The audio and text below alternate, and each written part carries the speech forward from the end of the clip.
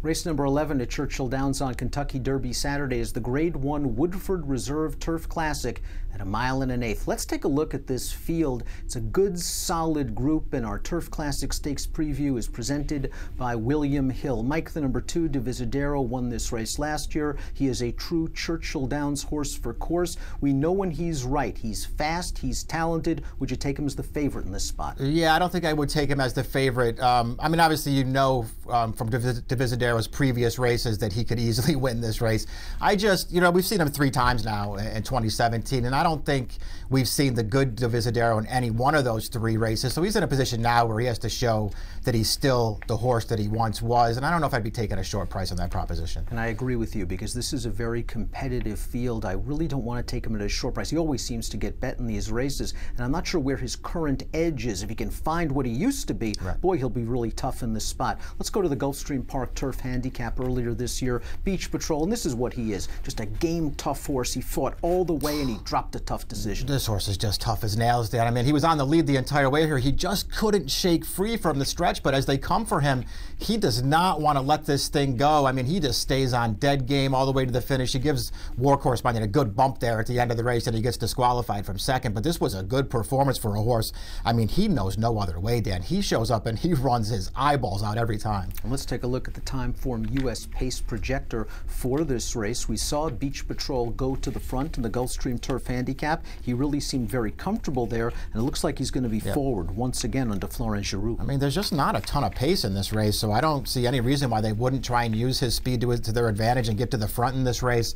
We'll see if anybody goes with him and puts some pressure on him.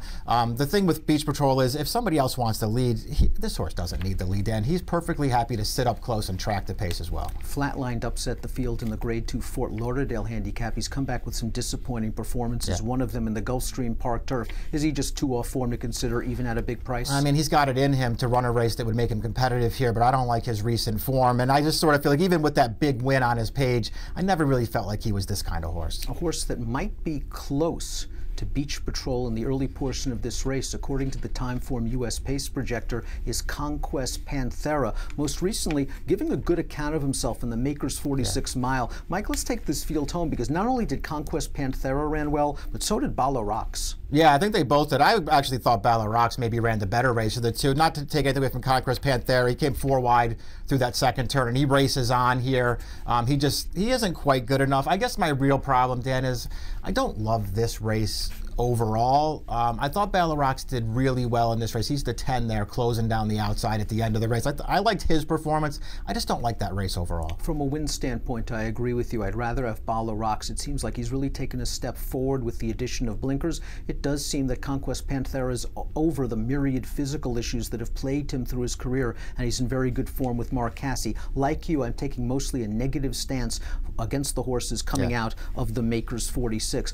Bal-A-Bali came off of a little bit of a layoff last time out in the Frankie Kilroe mile, and boy did he get a wonderful trip and ride by Javier Castellano. But it must be noted that the favorite in that race, Dortmund, did not fire at all. Right, Dortmund didn't fire at all. We didn't get Bolo's best race in that spot either.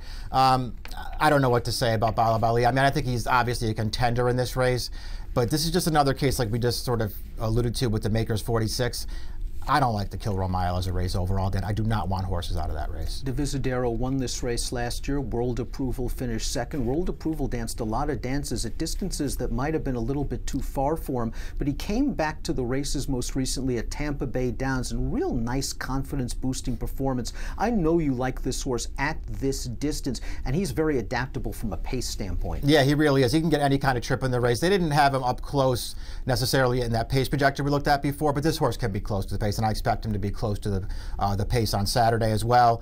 I know that he got his Grade 1 at 11 furlongs last year, but I really don't think that's his best game. I feel like this is sort of a 9 or 10 furlong horse at his very best. This is a great distance for him. He's second off the layoff after a really nice prep race down at Tampa. I mean, that was a race he was never going to lose, but he won it really, really easily, and he never took a deep breath doing it. This is a good spot for this horse. Can't Help Believing ran some very fast races last summer for trainer Graham Motion. action before going to the shelf. This is a very confident placing for the first start off an extremely long layoff by a very shrewd trainer in motion. But is it a little bit too much too soon? And this is a horse that we could follow over the summer? Yeah, maybe. And he is a horse who does want to go long, but I don't know if this distance is necessarily too short for him either. It's not an easy spot to return in.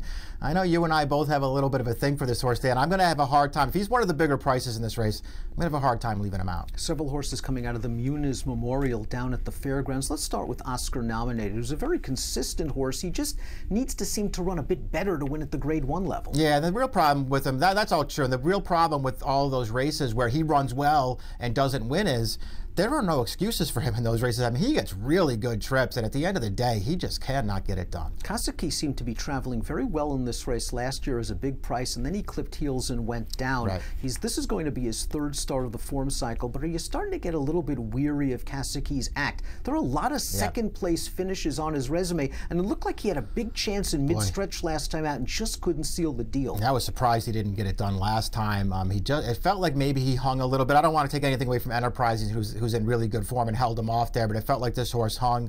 You go to that race at Tampa Bay 2 starts back, he ran well with a good trip, but he was only second best. You go back to the Arlington Million last year, he ran well with a good trip.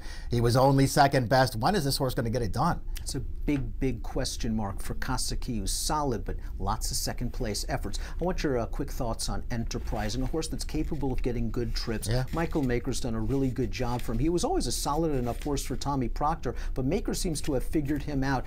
He runs hard every time, but do you think the competition he was facing down at the fairgrounds was a little bit suspect? I did think that this was going to be tough for him. I mean, I don't want to say that it was suspect for fields that he was beaten at the fairgrounds, but I think this is going to be tougher for him. I like him as a horse, and I like his tactical running style. I just think this is a tougher spot. We're both going to look for a couple of prices in this race. It's pick time for the Turf Classic. Mike, where are you going to go? Yeah, I'm going to take World Approval in this race. I did like that return from the layoff.